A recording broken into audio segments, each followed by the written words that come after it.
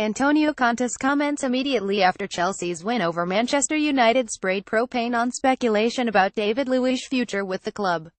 Conte did not include Luiz in the squad, and following the game he made it sound like Luiz was trying to find a way back in at Stamford Bridge. In the press conference, though, Conte repeatedly clarified that his decision to drop Luiz was purely tactical and based only on recent performance. It's very simple. The coach has to make the best decision for the team, and tonight the decision for the team was to play with Christensen and on the bench to have Ampadu, another good player. Players for the present and the future. I must take the best decision for the club, not a single player. Sometimes I can make mistakes and sometimes I can do the best things for my team.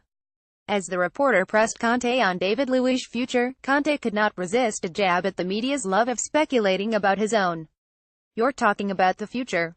But every day you put my future, from now to the end, every game, every day, someone puts my future in question. Antonio Conte would never say anything more than what he said.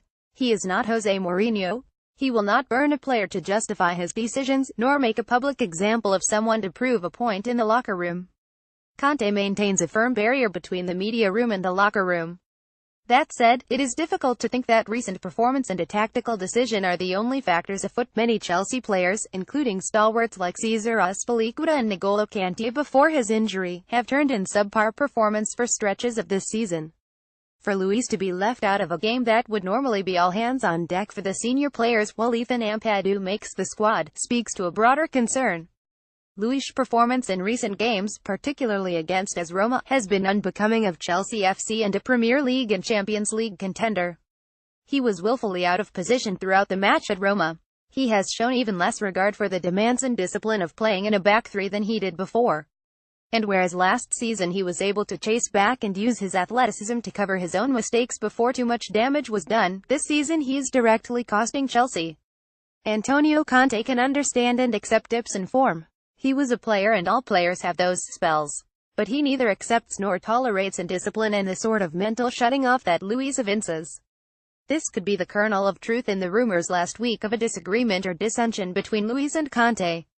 The trio of Luiz, Kennedy and Charlie Musonda sitting in a row on the bench produced undesirable optics for Luiz's religiously persistent band of supporters. The latter two players are on thin ice for their social media exploits, and their minimal playing time this season makes them candidates for a January loan.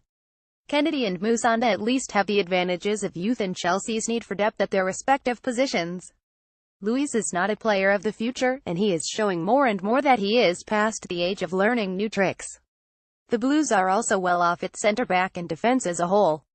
Antonio Conte refused to make any statements beyond the Manchester United match about David Luiz. But the entire Chelsea world will be watching the lineup sheets and training photos very carefully for the next few games. If Luiz's only appearance in the squad in November comes against Qarabag, we will know that tactical decision is a euphemism for on the market.